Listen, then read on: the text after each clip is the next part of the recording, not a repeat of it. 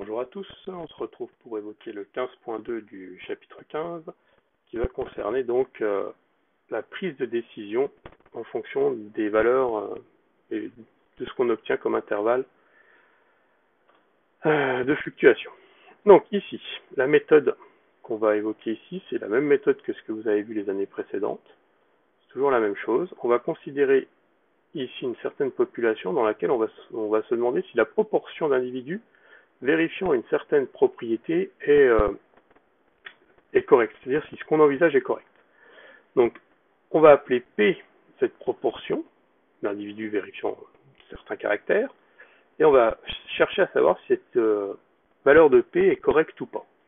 Donc pour ça, ce qu'on va faire, c'est que sous cette hypothèse-là, on va déterminer un intervalle de fluctuation asymptotique à un certain seuil, souvent à 95% là, de la fréquence du caractère, dans un certain échantillon de taille n prélevé dans la population. En admettant que ce prélèvement est assimilable à des tirages avec remise, c'est pour, on va dire, modéliser les choses avec une loi binomiale, pour être en cohérence avec ce qu'on a choisi dans les propriétés précédentes. Et donc, ce qu'on va faire, c'est qu'on va observer quand je mets effectivement, ça veut dire que dans l'échantillon, on va vraiment déterminer quelle est la fréquence d'apparition de du caractère.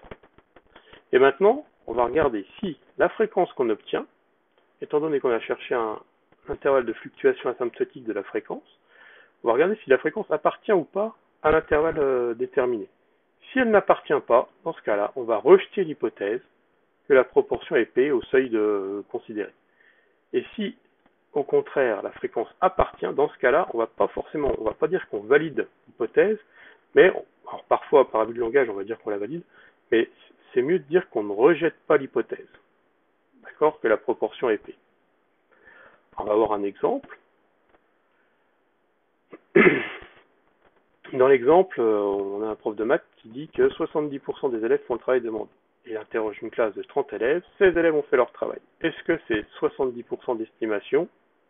On peut considérer que c'est une estimation correcte. Donc pour ça, on va dire que l'expérience est un succès si l'élève a fait son travail, et on va supposer que la proportion ou la probabilité P d'avoir un succès, c'est 0,7.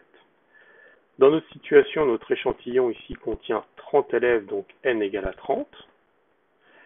Ici, ce qu'on devrait faire, que je n'ai pas fait pour vérifier qu'on est dans les conditions d'application du théorème, c'est vérifier, je vous remets ce qui était marqué ici, là. Hop. Il faut vérifier que n est supérieur à 30, que np est supérieur à 5 et que n1-p est bien supérieur à 5 aussi.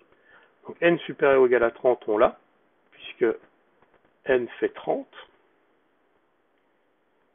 Donc ici, n égale 30, c'est bien supérieur ou égal à 30. Ensuite, np, c'est 30 fois 0,7, ça fait 21, c'est bien supérieur ou égal à 5. Et n1-p, 30 fois 0,3, c'est 9, c'est bien aussi supérieur à 5. Donc on est bien dans les conditions d'application de notre propriété. Donc on peut déterminer l'intervalle de fluctuation. Alors là, il suffit de prendre ce qu'on a vu dans la propriété comme étant l'intervalle de fluctuation. P moins 1,96 racine de P1 moins P sur racine de N, P plus 1,96. Donc on remplace avec les valeurs et on trouve sans doute environ cet intervalle-là.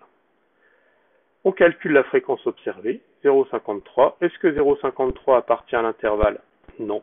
Ça signifie qu'on va pouvoir rejeter l'hypothèse du professeur qui suppose que 70% des élèves font le travail demandé.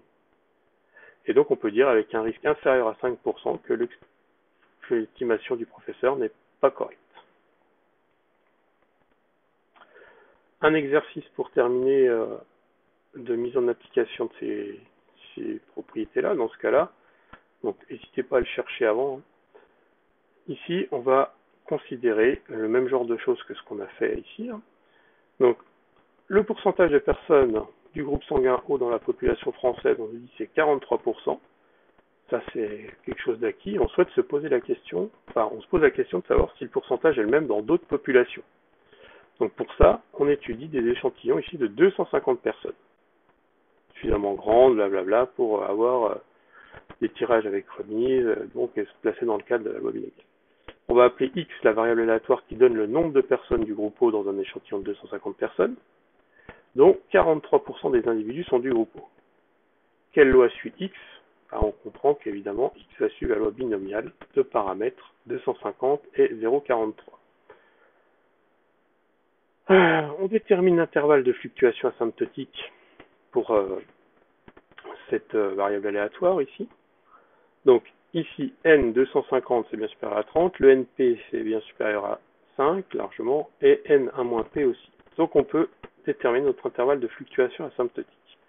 Alors remarquez ici au passage, j'aurais pu faire la remarque tout à l'heure, il y a un truc qui est assez intéressant qu'il faut faire ressortir, c'est qu'ici, on arrondit par défaut la borne inférieure et on arrondit par excès la borne supérieure.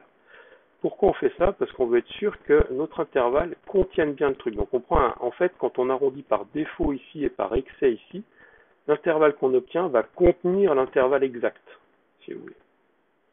Donc là, on est sûr qu'on aura ce qu'on veut. Et donc on fait le calcul et on trouve que notre intervalle de fluctuation asymptotique, c'est 0,368 et 0,492. Donc là, on a déterminé notre intervalle de fluctuation asymptotique. Maintenant, dans la population, on nous dit on observe chez les Canadiens une proportion de 47% d'individus du groupe O dans un échantillon. D'accord? La question, c'est est-ce qu'on peut rejeter l'hypothèse que 43% des Canadiens sont du groupe O? On regarde, est-ce que le 0,43 ici, le 0,47 pardon, est-ce qu'il appartient à l'intervalle de fluctuation qu'on a déterminé? Ah oui.